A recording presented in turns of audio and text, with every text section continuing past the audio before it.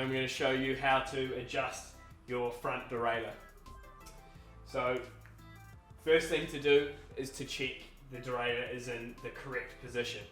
So you are setting the height and the angle of the derailleur. So with my 5mm Allen key, I'm doing the bolt here,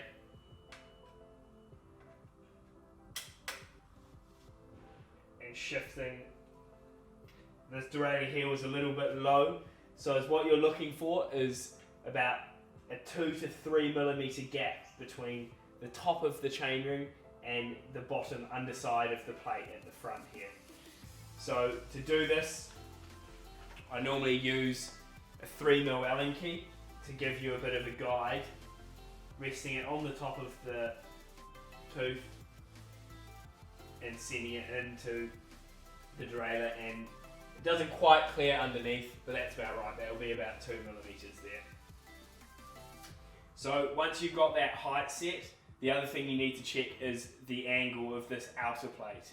So you're looking to have the outer plate perfectly parallel with the chainring. So with this bolt loose again, just minutely adjusting it. Can take a little bit of back and forth sometimes. And now I'm happy with that, so I'm going to tighten this bolt up. Now as you're tightening these bolts,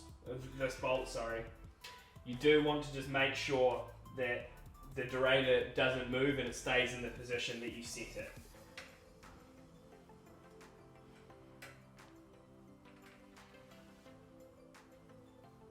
So tightening that bolt up nice and firm.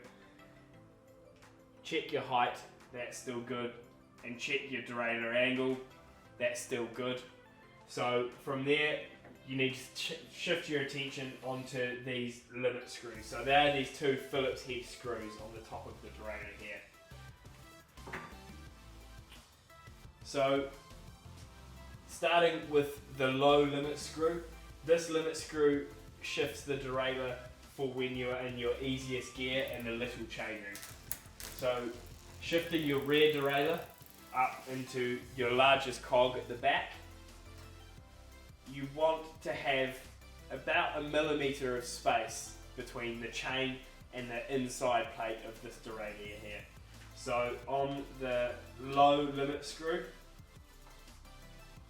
I'm turning that clockwise to move it in towards the chain, and turning it anti-clockwise to move away from the chain. And there we have about 1mm gap there.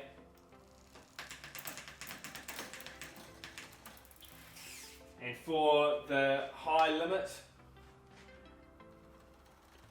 depending on how well it's adjusted here, now this needs a bit of cable tension, so I'm just going to pull the cable, and again the same thing, you want to have about 1mm between the outside plate and the chain in that big chain ring.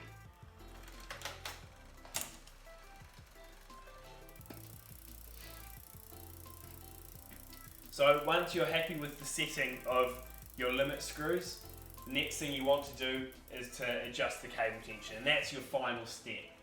So as I shift, or try to shift into the big chainring, you'll see that there isn't enough cable tension there. So if you see, if I pull on this cable here, it's climbing into the front chainring perfectly.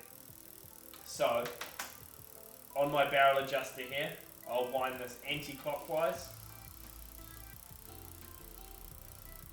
to put tension on that cable, and just check. You can still hear a little bit of a rub on that front derailleur, so I'll just unwind that cable again. Now it can help just to leave the front chainring, the chain on the front chainring, but drop this shifter down and it will take the tension off your front cable, so it's nice and easy to wind. Check it, quiet.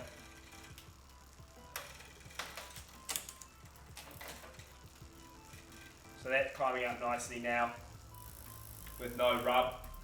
And now this shifter here has got a little clip,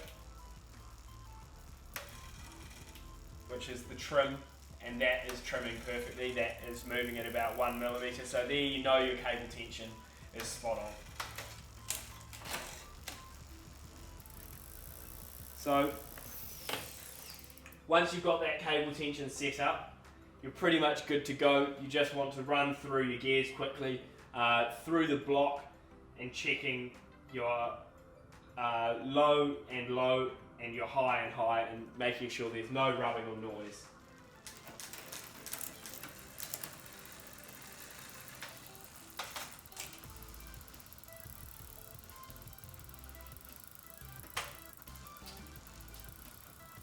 So I've still got my 1 millimeter gap that I had earlier, and then